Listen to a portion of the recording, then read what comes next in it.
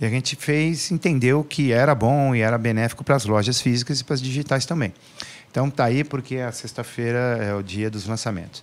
E as plataformas digitais atualizam praticamente todas as playlists às sextas-feiras. Simples assim.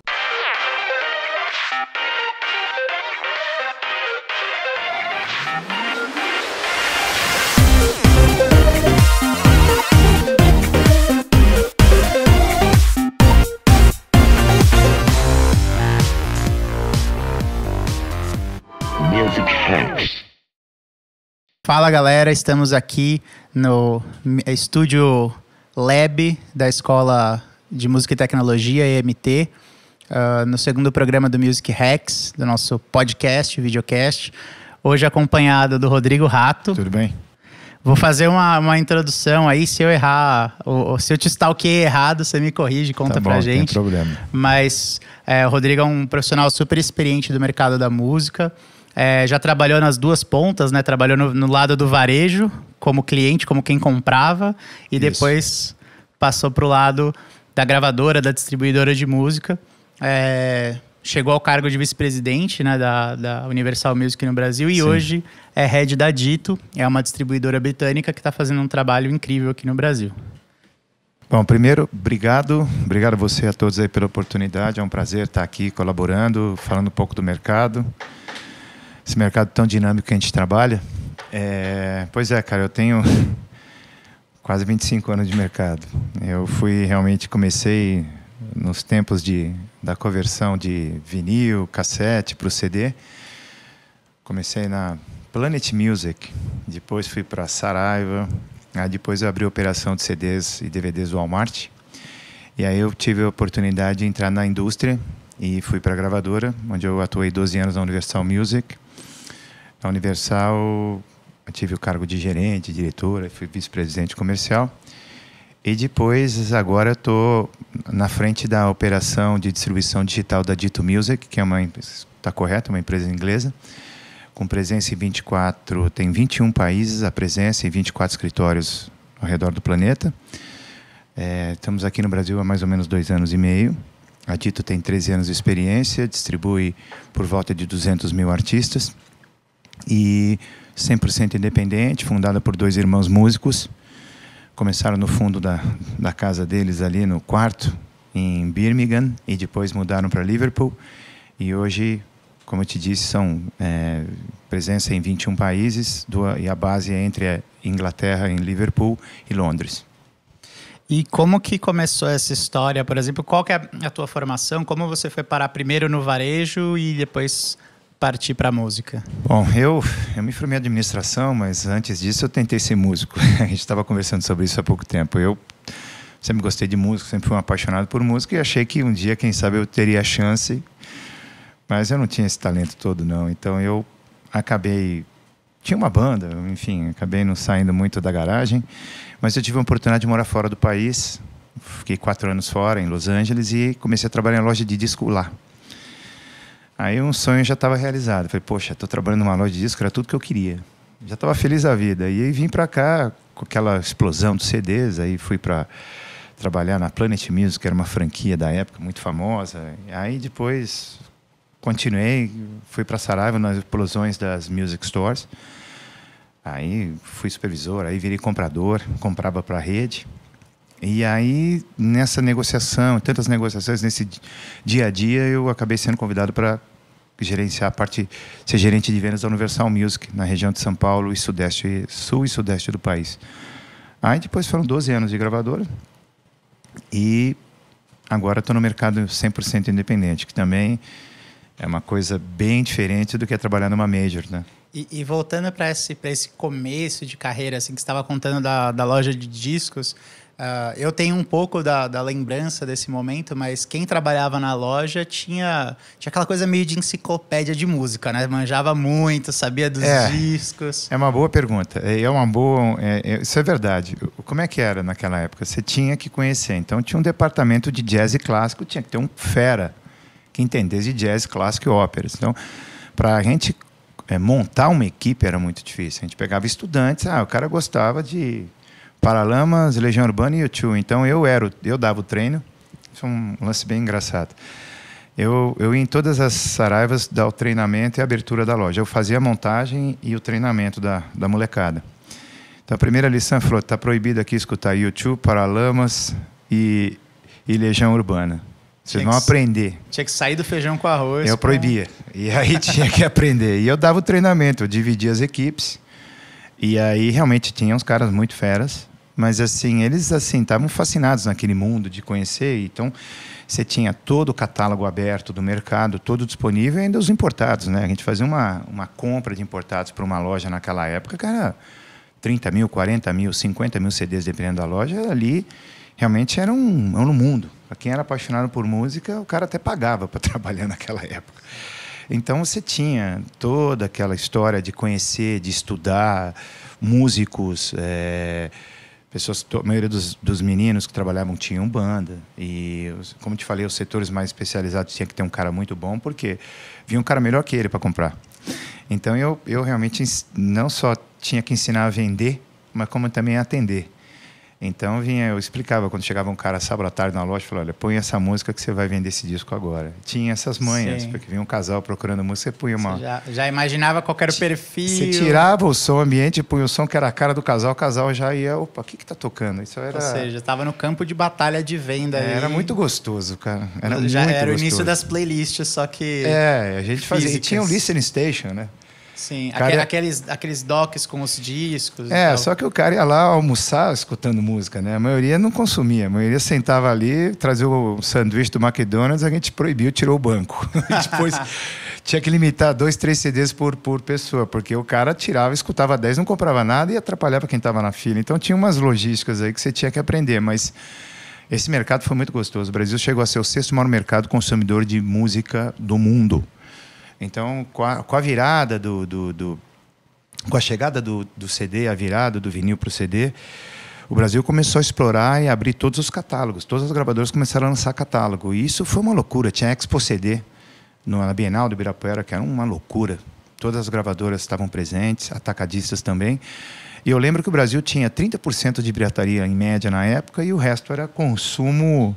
Todo mundo queria trocar, refazer sua coleção em CD. Agora remasterizado, com mais qualidade. Tinha CDs importados e tudo. Aí foi essa história toda, foi passando.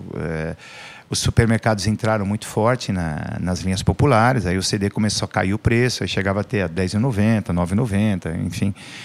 E eu também trabalhei no Walmart, então eu era comprador dessas linhas de produtos populares.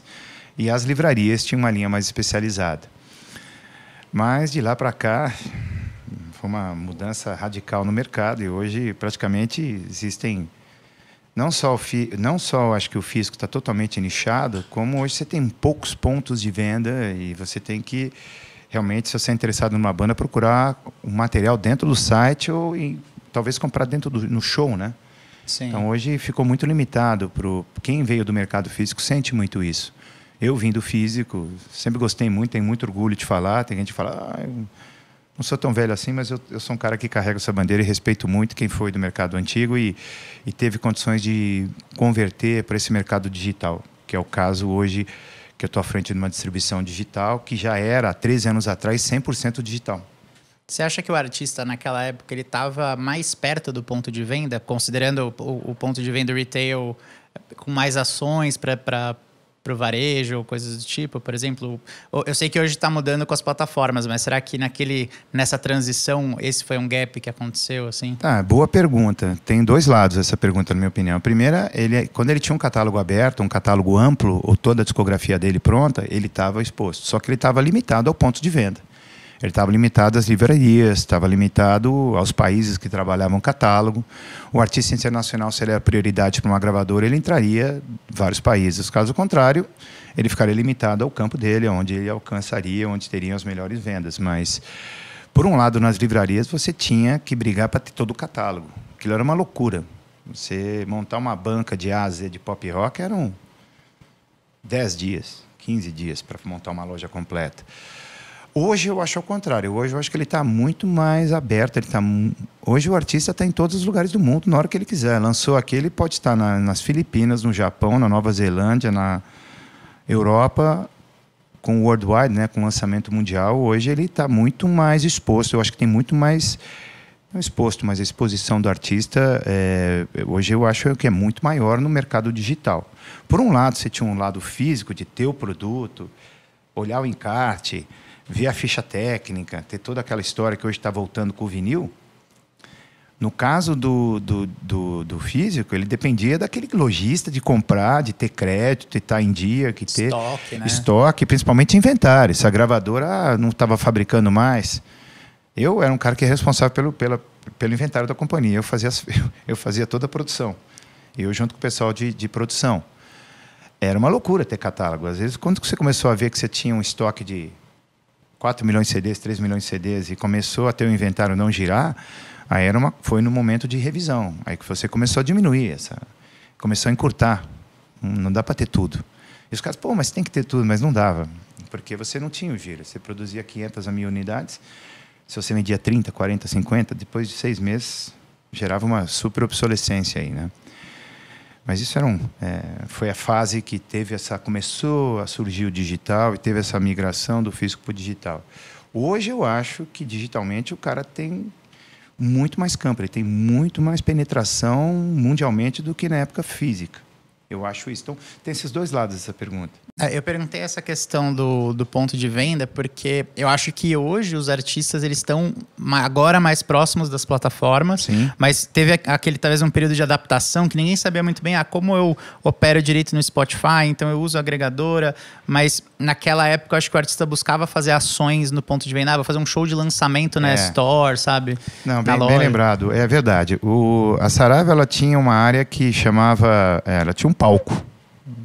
Na Saraiva Music Hall do Eldorado, você tinha um palco, a gente fazia tardes de autógrafo quase todos os dias. E a gente levamos ali artistas nacionais e internacionais e até Slayer, a gente colocou lá. Para pegar um autógrafo. Bruce Dickinson, Slayer. E aí já vendia o disco. Já vendia, o que acontecia? Aí tinha uma manha, que você criava a senha. Porque não dava para você botar 1.000 pessoas dentro de uma loja. Então a gente tinha...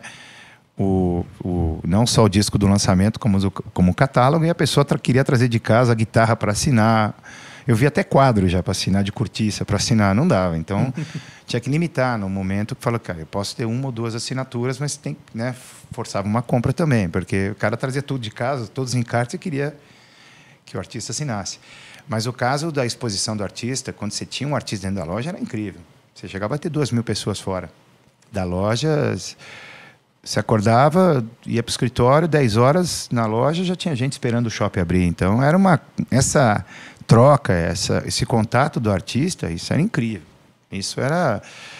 Às vezes fazíamos tarde de autógrafo, a gente tinha medo do que ia acontecer. Já aconteceu com alguns artistas grandes que quase derrubaram a loja, os fãs. Mas no caso do digital hoje, ele tem... Você falou uma coisa boa. Tem muito artista ainda aprendendo a trabalhar no digital. Se o pessoal acha... cara, tem tantos artistas nesse limbo que estão perdidos que ainda não sabem como é trabalhar digital, ou não tem todas as obras digitalizadas, ou tem algum problema por questões contratuais ou não, espólio, ou o que seja, não tem todas as obras disponíveis no digital.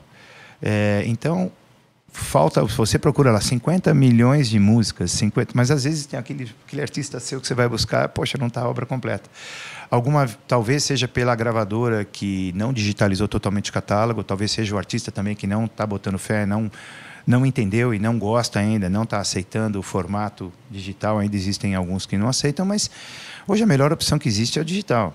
Você tem eu trabalho com todas as plataformas, mas eu mesmo no meu celular eu tenho praticamente 4, 5 plataformas que eu utilizo quase todos os dias, até título de pesquisa e tudo, mas eu acho que todo artista hoje eu acho que o digital é a solução. O físico é interessante para venda, no ponto de venda que ainda está lutando para sobreviver no mercado, e principalmente nos shows. Eu acho que ele entra até como uma linha de merchandising. Você pode fazer um material mais rico, um material mais, né, trabalhado, e não tem preço. Se o fã quer, ele vai comprar. Mas eu acho que hoje o artista, grande parte dele já entendeu como funciona, mas tem uma turma aí no meio que não é mais interessante para as gravadoras. Ao mesmo tempo, eles estão tentando entender, pegar o fio da meada e falar, cara, como é que eu entro nesse digital? Isso acontece bastante para a gente. E aí, me conta um pouco como foi essa virada, então, de sair do lado do cliente, contar essas experiências de loja, de varejo, e aí ir para o lado comercial da gravadora. Primeira coisa, tem gente que está ouvindo o podcast ou está assistindo e não faz nem ideia muito bem de como funciona a estrutura de uma label, qual a diferença do A&R, do marketing, do comercial. Então, assim, o que o comercial, a hora que você está na gravadora, qual que é a função dele, o dia a dia do comercial? Bom, legal. Dentro de uma gravadora, o formato não atual, mas o formato tradicional que era das gravadoras mudaram muito hoje. Mas antigamente, você fazia um lançamento, você tinha todas as equipes envolvidas. Você tem um lançamento do artista super prioritário, você tinha que ter todo o envolvimento de marketing, você tinha que escolher, claro, ter um trabalho pronto, gravar um disco ao vivo ou mesmo de estúdio, escolher uma música de trabalho, definir uma reunião de marketing com a presença do A&R, né, que era o artista que definia as músicas e que fazia a produção junto ao artista, preparava o álbum, apresentava. Aí, a partir dali, você começava trabalhar como é que vai ser o lançamento. A gente vai fazer imprensa, TV e rádio juntos. Vamos lançar o artista lá no Faustão, vamos colocar essa música em todas as rádios. Então, o pessoal de rádio estava envolvido. E dias de coletiva de imprensa, que você juntava o artista durante 2, 3 dias direto dentro da gravadora, atendendo todos os veículos. Então, era tudo programado. Você tinha a data tal, que era o street date do produto, e que você tinha o envolvimento total do marketing, da parte de imprensa, a parte de TV e rádio. Eu com vendas, que já tinha que estar fazendo a venda antes, para que quando o fã, o consumidor visse o produto, já sabia que o dia seguinte estava na loja, no mesmo dia até. Então, a negociação já partia bem antes. E eu tinha que fazer uma distribuição, uma logística muito bem feita para que o produto não podia dar essa mancada, fazer todo esse investimento no teu produto no ponto de venda. Então, era aquela briga com Americanas, aquela briga com as livrarias para você colocar o produto no ponto de venda e brigar para vender. Porque se o cara pegasse pouco, ele ia ficar sem. E a reposição via de Manaus. A logística nossa via de Manaus. Imagina descer aquilo de Manaus, quanto tempo demorava. Então, tinha todo o trabalho de uma gravadora envolvida no projeto. Hoje o time, né, que a maioria das agregadoras pedem pra gente ali de 2, 3 semanas, 4 semanas para fazer um upload. Tem gente que acha isso muito tempo, mas qual que era o tempo que você programava para fazer um lançamento desses? Assim? Gente, 45 dias.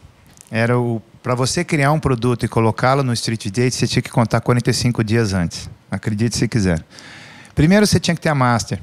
Depois você tinha que ter a aprovação de capa. Depois você tinha que subir para Manaus. Depois você tinha que ter a mídia, a master e tudo mais. Depois da primeira fabricação, veio a tiragem, estava tudo ok. Caso tinha um erro de encarte, ou tinha um encarte trocado, já aconteceu vários problemas. Produtos internacionais, você tinha que, às vezes, em alguns casos de alguns artistas específicos, mandar um sample para fora para aguardar a aprovação para voltar. Tinham artistas internacionais que eles tinham um controle de qualidade absurdo no material gráfico. Então, você trabalhava com 45 dias. Então, eu tinha que marcar a data, botar na fábrica, fabricar, descer de Manaus, negociar a venda em paralelo, ou fazer a pré-venda do produto para mandar à fábrica. E o marketing já tinha que correr atrás de todas as ações. O artista viria para São Paulo, iria no Rio, que programas ele ia fazer. Brigar com as rádios para fazer a blitz de rádio no dia do lançamento. E a imprensa fazer a coletiva. Então, você precisava do artista aquela semana dedicada. E tudo era um relógio, não podia errar uma parte. E eu, como vendas, tinha que estar com o produto no ponto de venda ideal. Então, a gente brincava de colocar um produto na Bíblia, né, que falava na época, mas realmente, quando começava as reuniões de produção, nós contávamos entre 45 a 50 dias. E não quero te colocar em nenhuma enrascada, mas você consegue contar algum caso que tenha sido assim, que você fala, puta, esse foi um dos mais complicados de lançar, ou por logística, ou pela complexidade do projeto, que você fala, meu, esse... Olha, graças a Deus, deram tudo certo. Nós nunca postergamos datas, ou nunca tivemos que atrasar uma data mundial, mas já fizemos de tudo, de até chegar e pegar o avião e ir para Manaus levar a master. Os produtos internacionais, dependendo dos artistas, eram os mais... quando tinha um material muito rebuscado, muito complicado, ele demorava demais e às vezes não tinha material gráfico.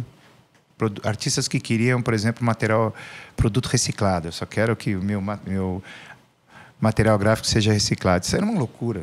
Não tinha, mas ele ainda queria ver a prova, se ele aprovasse a cor da tinta. Artistas que queriam encartes que pareciam um livro e você não tinha como costurar aquilo ou grampear. Então, já lançamos produtos com o nome errado, já lançamos produtos com encarte de ponta cabeça. Aí, cara, corrigir na segunda tiragem, não dava tempo. Correria. Já tivemos casos de ter que tirar produto do ponto de venda. Já teve inúmeros casos, mas não lembro assim um caso super grave que... Já lembro de problemas de tarde autógrafo, eventos de artistas que foi na loja e não tinha o disco, por exemplo, mas nada grave. Mas eu acho que os nacionais eram uma coisa mais tranquila de trabalhar. Os internacionais, dependendo do tamanho do artista, era uma coisa mais complexa. Tá, e aí como foi a transição depois agora dessa fase de uma major para esse mercado independente? O que você...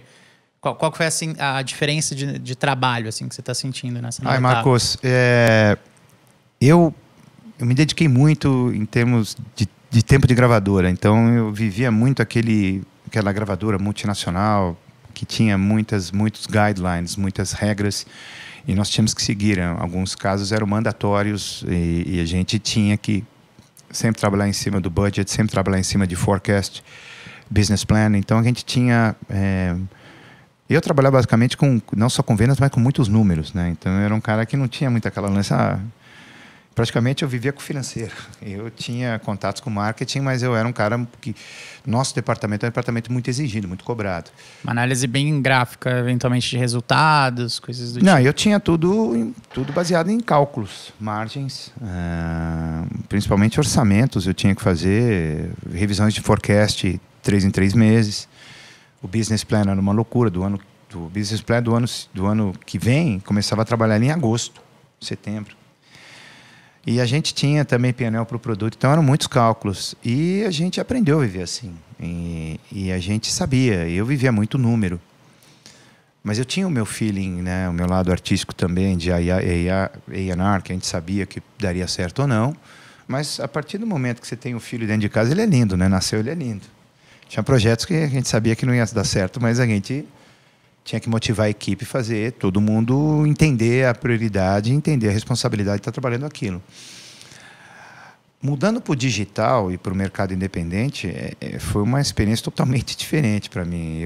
Hoje eu tenho uma liberdade, de criação, liberdade de assinar um artista ou distribuir, diferente. Eu respondia a uma regional, respondia a uma presidência, respondíamos ao corporate, né, toda a estrutura. Hoje o digital é um mercado totalmente diferente, é um mercado rápido, dinâmico, coisa que a gravadora não tinha essa velocidade em alguns casos. Alguns produtos precisavam de aprovação, precisavam de estudos e análises para você assinar um artista ou distribuir.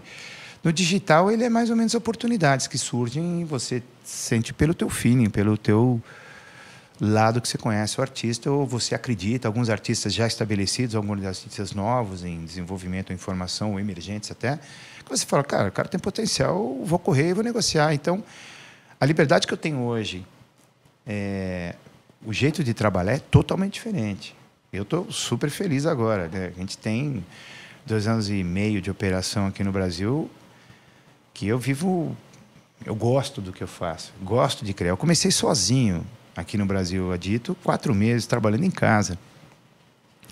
E eu tinha uma estrutura com 15 vendedores, assistente, departamento de marketing estratégico eu cuidava de 4, 5 departamentos, eu tinha um monte de gente. Hoje eu comecei sozinho, de uma hora para outra.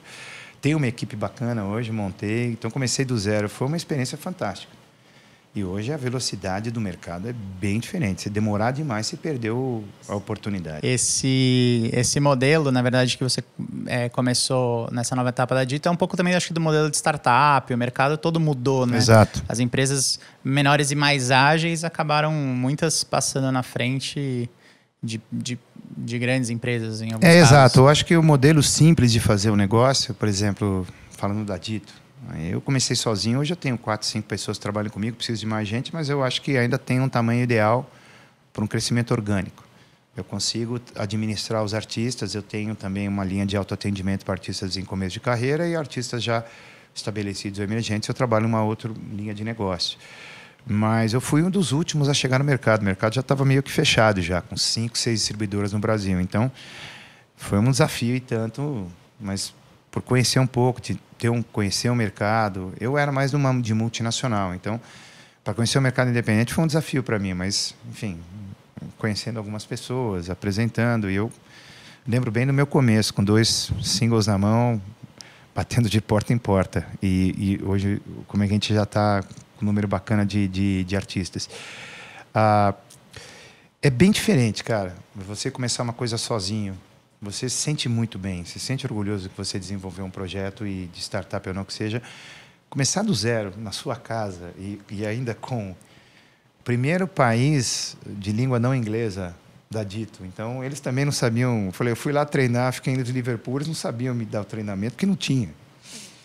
Como é que vamos converter todos os manuais e todos os tutoriais? Eu tive que fazer em inglês para português. E ela falou, cara, é o primeiro país fora da língua inglesa que a gente está lançando uma operação. Então, teve todas essas dificuldades, mas no final acabou, graças a Deus. Agora já tem em toda a América Latina. Enfim, tem 24 escritórios. Mas Índia. São Paulo foi o start do processo para a América Latina, é isso? Acho que do processo para uma expansão maior foi o Brasil. Eu acho que na minha época tinha Inglaterra, Estados Unidos, Austrália. Por acaso eu até tinha um contato na Suécia na época, mas claro, não é pelo sueco, mas por ter alguém atendendo ali a própria Spotify. E aí surgiu a África do Sul. E eu era o primeiro país que não falava inglês. E aí, depois de mim, aí surgiram Índia, Filipinas, aí veio toda a América Latina. Agora a gente tem cobertura na América Latina e Itália, França, Alemanha. Aí o negócio realmente cresceu de uma maneira, 2 anos para cá, muito grande. E uma coisa que eu lembro que me chamou a atenção na Dito, quando a gente conversou a primeira vez, foi o posicionamento de vocês até em relação a essa parte de curadoria, de escolha de projeto, de estar um pouco mais, apesar de estar com foco na venda, no retail, estar perto do artista na parte de estratégia, de conceito. Como que é hoje, pelo menos, o posicionamento da Dito? Qual que é a estratégia? Enfim, não sei se você pode contar a estratégia, claro. Mas falar um pouco do que vocês estão pensando E para o até Brasil. bacana você falar isso. Eu gosto do que aconteceu e gosto e luto por isso com meus meninos também que trabalham comigo. Eu acho que todo artista quer alguém próximo dele. Então, o lado um pouco de AR da gente sempre é bom. Opinar, escutar os singles, escutar o EP, sugerir faixas. Eu não faço um trabalho meio que automático, meio que autoatendimento, que o cara sobe conteúdo, eu não estou nem aí. Eu gosto de escutar, eu provoco minha turma e falo, vocês escutaram o que vocês acharam. Então a gente faz meio que uma curadoria, conversa com os artistas e a gente sempre sugere, olha, cara, eu acho que essa faixa combina mais com o momento. Acho que esse single poderia ser o single Fox Track de lançamento do que essa faixa. Por quê? Eu dou a minha opinião, então eu falo, mas minha sugestão, você decide. Então, eu, na medida do possível, praticamente escuto tudo, e meus meninos também escutam, para quando eu tenho um lançamento eu poder opinar, saber com quem que eu estou falando, eu me preparo antes de uma reunião, conheço, faço uma análise, puxo os dados do artista ou do próprio selo, e eu gosto muito desse envolvimento, e principalmente a gente ir num show, você não sabe, o cara, pô, mas você veio hoje aqui? Eu falei, vem. Esse era o lado de gravadora, que muita gente não tem. É um pouco de AR, um pouco de você fazer o marketing, um pouco de você pensar no artista, qual seria a melhor música, porque você também, o sucesso dele é seu também. E esse envolvimento, de trocar essa informação e participar quando ele faz um lançamento do show. Cara, eu fui no Rock in Rio, os 3 dias seguidos, eu fui 3 da tarde para ver artista nosso tocar, fui às 5 da tarde no outro dia, eu participei de todos. Então eu me sinto bem e ele sente melhor ainda. Ele fala, poxa, você veio aqui? Eu falei, claro. Então eu tenho muito disso dentro da Dito. Então tem um trabalho mais pessoal, mais próximo do artista do que apenas usar um sistema de autoatendimento onde você sobe conteúdo e nem sabe quem é o cara. Então eu ainda luto muito por isso. Então o nosso crescimento é orgânico. A gente trabalha uma linha, escolhe os produtos que a gente quer trabalhar. Artistas muito pequenos, a gente abre o jogo e fala, cara, eu não tenho como trabalhar com você nesse momento. Sugiro que você siga pelo autoatendimento e numa outra oportunidade a gente tente até um trabalho de revenue share, um trabalho mais da parte de trade marketing e tal. Então, isso é uma coisa bem legal no mercado digital. Não sei como os outros fazem, mas você não pode abraçar o mundo. Você não quer abraçar e catar todos os catálogos e artistas do mundo, porque aí você não dá conta mesmo. Então, Eu ainda estou numa base que eu tenho condições de atender os artistas, mas ainda nesse nível, de ter o contato direto com cada um deles. E então até vou fazer um explicando aqui. Eu acho que vai ter, espero, né, que tenha uma super audiência ouvindo isso de artistas que estão começando. E eu acho que alguns vão ficar curiosos. Eu vou tentar explicar, você me corrige. Mas hoje a gente então tem 2 modelos de negócio. Exato. Um onde um artista que está realmente começando, dando os primeiros passos, ele usa o sistema da Dito para lançar o material dele nas plataformas. E ele tem um segundo caminho, quando ele já está começando a desenvolver um pouco mais, aonde aí sim ele entra com uma divisão de royalties, e aí tem esse segundo trabalho, vamos dizer, é isso? Perfeito. E hoje a Dito, isso é uma coisa que eu acho que até é diferente das outras agregadoras. Tem algumas agregadoras que cobram um valor por projeto, mas a Dito é um valor, acho que global, não é isso? Tem um... Valor bacana anual. o que você falou, né? A gente tem 2 modelos de negócio, é isso mesmo. O modelo de autoatendimento talvez seja o modelo mais barato do Brasil, eu sei que talvez até um dos... Na verdade, lá fora custava 19 pounds e no Brasil essa anuidade é de R$ 39,90 e durante um ano o artista pode subir conteúdo de forma ilimitada e coletando 100% dos royalties. Tá? Então, o modelo de autoatendimento, ele dá oportunidade para artistas no começo de carreira, lançando seus primeiros trabalhos, a pagar uma anuidade, R$ 39,90, tem que ter um cartão internacional para fazer essa conversão, e você sobe todos os conteúdos que você quiser em todas as plataformas. É super intuitivo trabalhar, e você, na hora de coletar os royalties, você coleta 100%. Aqui a gente não cobra nada adicional, não cobro nada por subida de álbum, conteúdo, não. É só uma anuidade para dar apoio aos artistas em começo de carreira. Isso é uma regra, está no DNA da Dito, foi criado pelos irmãos Parson, o Lee e o Matt, que acharam que os artistas tinham que ter direito, porque eles foram de uma major e ficaram 2 anos e meio na geladeira, como se diz aí, e nunca foram lançados. Então eles falaram, a gente vai se lançar, a gente criou uma plataforma e foi o que aconteceu. Começou através de 2 irmãos que eram músicos que a frustração de estar numa gravadora, depois de assinar um contrato e 2 anos e meio não lançarem um single seu, eu falei, cara, eu vou fazer eu mesmo. Isso está mantido em todas as ditos, enfim, onde mundiais eu tenho esse tipo de modelo. Claro que varia o preço, mas no Brasil a gente fez um valor promocional que é mantido. E o segundo modelo é quando o artista já tem um certo tempo de mercado, já tem um tamanho, ou já tem realmente... já mais estabelecido, mais realmente preparado, a gente trabalha com o modelo de revenue share, que é um modelo de percentual em que o artista ganha grande parte percentual e a Dito recebe um percentual de comissão. E como o artista sabe, como é esse momento para ele saber que ele pode migrar de um contrato para o outro? Ele conversa com vocês? Vocês que fazem o convite? Como funciona? Normalmente é a gente que faz o convite. Porque todo artista acha que está pronto. Sendo muito aberto no mercado aqui, a gente tem que falar real. A gente conversa e explica o motivo. Cara, não posso fazer um contrato com você porque você não tem números que justifiquem, não tem nem conteúdo para eu te cobrar um percentual sobre ele. Eu não acho justo isso. Então, isso eu sempre falo.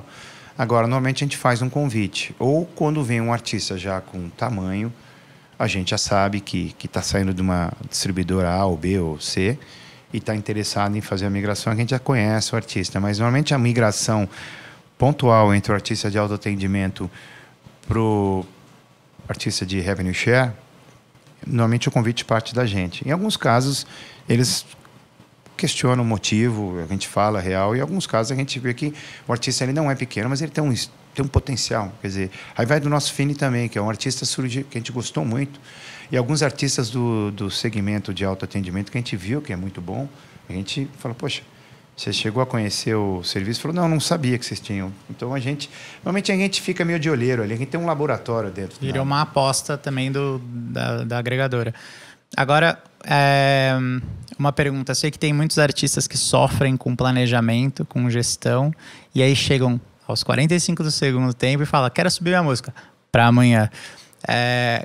Como que é, assim, olhando do teu lado, quais são as boas práticas? O que você recomenda para um artista que quer fazer um lançamento legal, que quer ter um bom posicionamento nas lojas? Bom, primeiro eu vou comentar do que você falou no começo. Todo artista quer para ontem. Uma das coisas mais difíceis que eu acho na minha vida profissional ou de outros, é controlar a ansiedade de artista. Acho que o artista nasceu filho, ele quer botar amanhã na rua.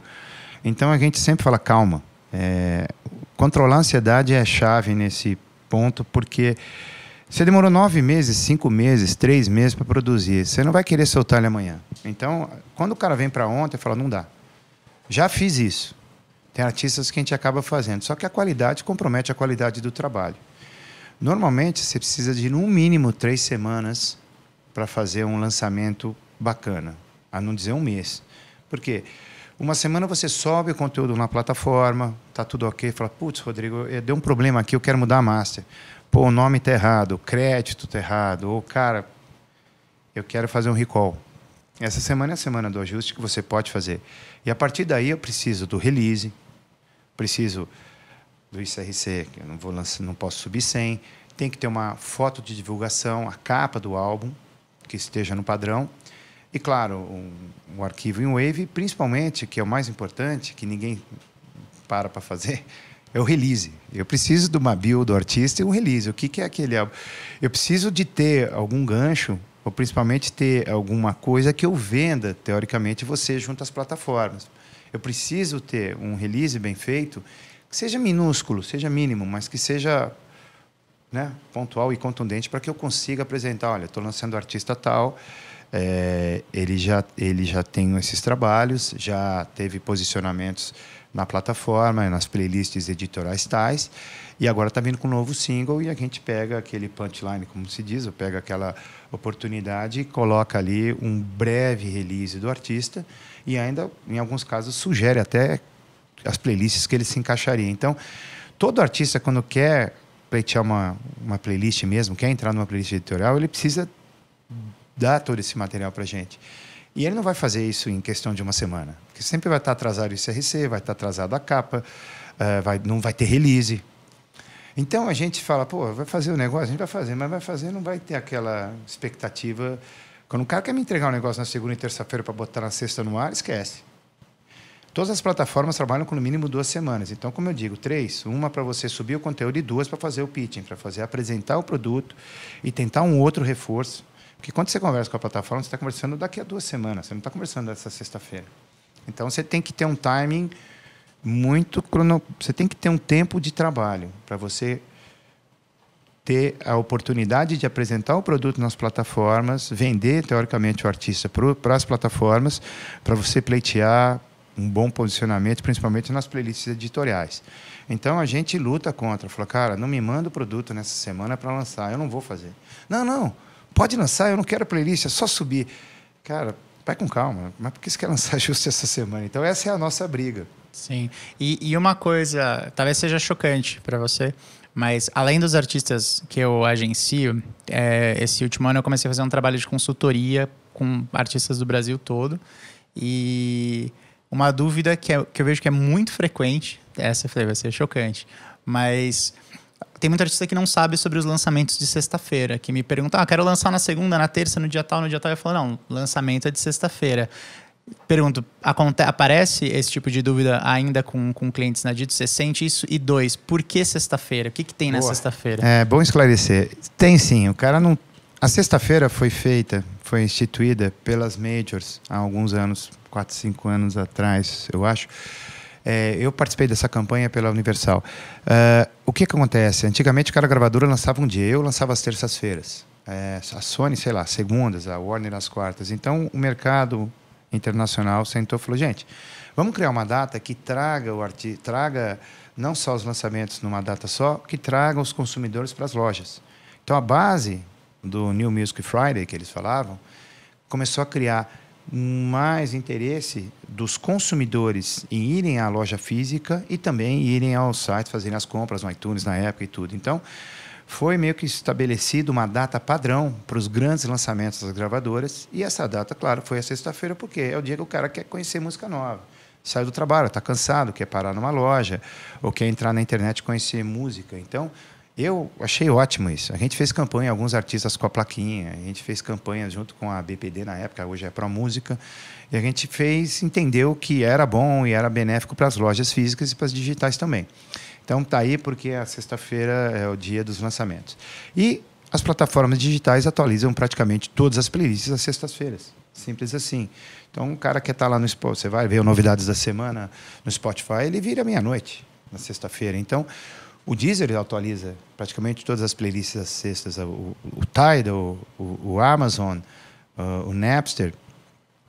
E a gente vê que praticamente, cara, todos eles trabalham de uma maneira que sexta-feira é o dia da virada da playlist. Alguns é mais cedo, alguns é mais tarde, mas às vezes as playlists principais elas têm a atualização. Algumas de gêneros ou moods talvez não atualizem. Mas normalmente sexta-feira grande parte, sei lá, 80% das playlists são atualizadas. Então tá aí a data de sexta. Agora, se mesmo assim o artista quer lançar uma outra data por questões, sei lá, eu vou fazer um show, eu acho que está muito congestionado a sexta-feira, eu quero lançar na quinta, ou pela numerologia, fui no numerólogo. Enfim, eu quero lançar na segunda. Pode. Não há uma proibição para isso. Você pode lançar qualquer dia da semana. Tinha um artista hoje de manhã que queria lançar no domingo. Eu falei, você tem certeza que vai lançar dia 27? Ele, não, desculpa, eu me confundi. Porque o que acontece? Tem pessoas que querem lançar em datas totalmente inusitadas, ou sei lá, na data que, eu estou fugindo do rebanho, eu quero estar contra, mas ao mesmo tempo ele vai ficar naquela expectativa da sexta-feira. Então, eu quero lançar na segunda, na terça ou na quarta. Pode. E a playlist? Falei, sexta-feira. Então, você tem que manter, guardar, esperar e segurar essa tua ansiedade, porque você está lançando numa segunda-feira, você só vai ter uma mudança, uma virada de playlists às sextas. Então, a base é essa. Não há uma regra. Não há, olha, proibido lançar segunda, terça. Eu já escutei que falaram, mas é proibido? Eu falei, não é proibido. É uma praxe do mercado que o pessoal prefere lançar sextas-feiras porque é o dia que tem a atualização das playlists. É simples assim. Mas a gente estava falando aqui nos bastidores que o Rodrigo ainda não escuta muito podcast, mas o Music Hacks ele já vai assinar lá. Claro. É costume, cara. Só se fala hoje de podcast e a gente tem que ter... realmente o nosso dia está super corrido, mas... cara... Todo lugar está se falando disso. Minha turma consome bastante, mas vai ser um prazer para mim.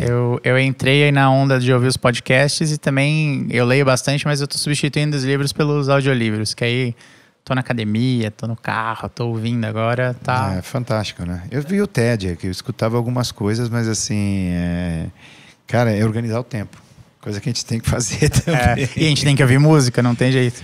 Eu escuto música, né, durante o trabalho e levo algumas coisas para o final de semana, mas eu preciso escutar também. Agora o podcast eu estou mais curioso, quero me envolver agora mais. Vai ter um podcast só de música e music business, então vai ser legal para ir ouvindo a galera. O meu sócio sempre me puxa a orelha quando sai um lançamento novo e eu não escutei, ele fala assim, mas você nem trabalha com música mesmo, né? Cara, tem que estar ouvindo sempre, senão corre o risco de tomar uma baquetada. Assim. Mas você sabe de uma coisa, cara? A gente tem que eu estava falando aqui nos bastidores, né? Hoje eu trabalho mais do que antes. Eu tinha meu horário, 10 horas, 11 horas por dia, mas hoje eu trabalho... Começo de manhã, os gringos estão 4 horas na frente na Inglaterra, então eu acordo cedo, mato os e-mails, vou para academia, volto, já começa a pauleira e à noite já tem outros e-mails vindo de outros países. Então, e aí, final de semana, eu trabalho também. E ainda acompanho o show. Então, eu estou feliz pra caramba. Eu confesso que eu estou adorando o que eu faço e amo o que eu faço. Agora, quando você faz o que você gosta, quer dizer, hoje eu parei para pensar que eu estou trabalhando mais horas do que antigamente. Mas, assim, quando você vê você criar um negócio do começo e ver onde está, é muito prazeroso isso. E agora tem que criar mais um tempo para escutar podcast. Eu vou fazer um merchan que recentemente eu tive em Londres e o Rodrigo me ajudou a conhecer a sede da Dito. A sede não, porque a sede acho que é em Liverpool, né? Mas uma das filiais lá. Tá sendo meio que substituído. A Dito começou a verdade em Birmingham, num quarto, com os dois irmãos, e depois, claro, migrou para Liverpool. E Liverpool foi a base da Dito. Mas como cresceu demais e o mercado em Liverpool era um pouco limitado em termos de profissionais, uma cidade de 500 mil de habitantes, tinha já um escritório pequeno em Londres e aí começou a trazer heads e gerentes mais sêniores e as equipes foram se formando. Então, praticamente a parte de Liverpool é mais para a parte dos desenvolvedores e a parte mais pesada da Dito, a parte mais de estrutura, foi no escritório que você foi em Londres. E o pessoal vai ficar com inveja, porque a gente fica conversando nos bastidores de vez em quando, e a gente estava falando muito sobre o modelo da Dito e, enfim, como a gente acha legal essa questão da proximidade com o artista, né? E lá eu achei muito bacana no escritório, porque além de toda a estrutura de um escritório, de uma agregadora, eles estavam montando, né, um estúdio para geração de conteúdo. Já está rolando até. E um café show, né? Um café que eles vão fazer uns eventos lá de sexta-noite. Já inaugurou o segundo, né? Esse escritório que você foi em Shoreditch, ele é um escritório de 4, 5 meses. É o terceiro escritório já que Londres foi mudando, foi aumentando, né? Então, quando chegou uma equipe muito grande, falou, cara, a gente tem que ir num lugar, uma área legal, que é Shoreditch, que é uma área, né, comercial e, ao mesmo tempo, tem um lado legal musical, um lado cultural. E aí fizeram um estúdio no basement. E o estúdio já está funcionando e vários artistas de grime gravam lá. Então, eu também fui 2 meses antes que você para conhecer, filmei e tal. Muito falei, cara, legal, tava... Né? E aí você me pediu, pô, no mesmo dia a gente conseguiu um tour lá. Eu tava no último dia, eu já tava indo embora. Foi uma coincidência e deu, graças a Deus, certo de você ir lá conhecer e ver que tem um investimento grande da Dito, tem um estúdio hoje para os artistas gravarem e tem toda a estrutura. E os cafés, como você está falando, foi inaugurado um café em Liverpool, há um ano atrás. Mês passado, inaugurou no final de setembro um café em Manchester. E agora, esse mês, inaugura em Shoreditch. 2 quadras do escritório, 2 ou 3 quadras, vai ter um café da Dito, um Dito Coffee. Tô vendo quando a gente vai ter o café da Dito em São Paulo, hein? Que vai ser muito legal. Sem pressão, sem pressão. Mas eu acho que deve ser Austrália, enfim, tem um rollout aí para fazer. Mas, assim, o café é interessante, gente, não é só o café e o institucional da marca, mas é importante porque o artista local tem um espaço para não só tocar, como vender o material físico. Lá você tem ali os vinis dos artistas, os CDs, e você pode ser um DJ. Você tem lá o som, você pode pedir para tocar uma música, você cria uma playlist, ou você utiliza o material, que tem até uma picape, enfim, tem um mixer que você pode fazer. E lá tem exposição dos artistas locais e tem uma área, claro, de shows, para fazer um pocket. Então, o café, além de ser um ponto de encontro, é mais um espaço para dar oportunidade para artistas locais se apresentarem e fazerem o seu lançamento e até a venda de produtos físicos lá. E vou fazer uma última pergunta. No Brasil, apesar da gente já ter algumas plataformas bem consolidadas, a gente vê que estão chegando outras com força. Por exemplo, a Amazon, que chegou com o serviço de streaming de vídeo e agora está agregando o serviço de streaming de música junto, fazendo pacotes para entrar com mais força no mercado. Como você enxerga o que vem pela frente aí do mercado de streaming brasileiro? Olha, cara, hoje o Brasil, eu fico muito feliz em falar que a gente tem as principais plataformas do mundo aqui. Você tem aí o Spotify, a Apple, o Deezer, aí você tem o YouTube Music, o Tidal, aí tem o Napster e agora chegou a Amazon. Que eu fico muito feliz que a gente tem que dividir esse bolo aí em todos. Eu acho que esses bundles, esses prêmios também são... Até estava lendo uma matéria hoje que as gravadoras estão preocupadas, que a Apple vai lançar agora música também no pacote e pode tirar um pouco da receita pontual dos serviços de assinatura só de música do Apple Music. Cara, eu acho que deve ter no futuro algumas aquisições. Eu acho que logo mais um compra o outro aí. Eu acho que não deve ficar na mão de vários, como está acontecendo o movimento que acontece lá com a Tencent na China, na Índia. Eu acho que deve ter algumas merges aí, algumas uniões entre plataformas. Eu acho os pacotes bem interessantes de você proporcionar o serviço e aumentar cada vez mais o número de assinantes pagos. O Brasil hoje, dentro de um dos serviços, do principal serviço, talvez o Brasil seja um dos países com maior taxa de conversão entre gratuitos ou ad-supported, como se diz, para premium. Ou seja, o cara entra no serviço, assina por 1 mês ou 2 meses, ou um trial de 3 meses, mas a conversão para um pago é muito alta no Brasil. Eu acho que era a melhor da América Latina. Nós tínhamos uma taxa muito alta, ou seja, o brasileiro consome muito música e, claro, ele quer ter um serviço premium para criar playlist, para escutar offline, para não ter que escutar aquele comercial. Então, eu acho que o Brasil está no caminho certo, talvez seja top 4, top 5 de alguns serviços, dos principais serviços de streaming do mundo. Nós estamos aí em 10º lugar, né, no ranking dos principais mercados. Então, eu acho que deve haver alguma mudança aí, sei lá, em alguns anos, de algumas plataformas adquirirem outras. Haverá alguma negociação desse esporte? Esperando chegar a Disney Music, né? Porque a Disney comprou a Fox, a Disney na parte de cinema comprou todo mundo e... Enfim, assim, acho que é o mesmo estilo de merge que você está pensando. Eu acho que é isso aí. Música, eu acho que né? algumas plataformas serão vendidas para outras, e como aconteceu, já falei, né, na China ou na própria Índia, estão unindo forças. E eu acho que também as gravadoras, né, eu acho que o mercado independente está crescendo bastante. Eu acho que ele significa entre 39% a 40% do mercado, e eu acho que os artistas também não necessitam ter uma gravadora. Acho que o artista hoje ele pode ser independente. Eu acho que o artista hoje ele já faz o trabalho sozinho praticamente. Então talvez uma chancela de gravadora não seja a prioridade. Além disso, ele ganharia muito mais royalties se ele estiver no mercado independente. E os contratos hoje, 360, esses contratos, eles prendem demais o artista, na minha opinião. Então eu acho que se tornar independente hoje, cara, para muitos artistas está sendo uma solução. Então não há aquela necessidade de ter que ter uma gravadora. Ele tem um escritório, ele já tem que fazer o trabalho dele, ele tem quem venda o show dele, quem divulgue ele, e ao mesmo tempo ele pode ter uma plataforma onde ele coleta royalties muito maiores do que ele teria se tivesse com uma assinatura de gravadora. Mas, enfim, isso é um assunto talvez para um outro podcast. Então tá bom, Music Hacks, a gente usou o hack, vem de hackear, invadir, mas tem um pouco de fugir das normas, fugir do padrão.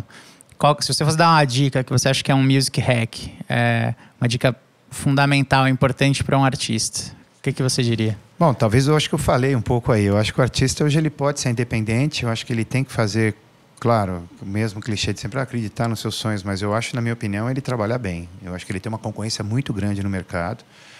O mercado hoje digital, ele é extremamente dinâmico. É um mercado bem complicado. Aí o artista fala, poxa, mas eu não saio na playlist e tal, e agora? Dá para refazer? Dá para fazer um pitch? Não. Faz outro. É que nem perder ônibus, perder um, pega o outro. Eu acho que o mercado passou o momento, você tem que sempre estar produzindo, sempre manter o seu número de ouvintes mensais, sempre aumentá-lo. Quando você entra numa linha de produção, sempre deixar um plano a médio, longo prazo.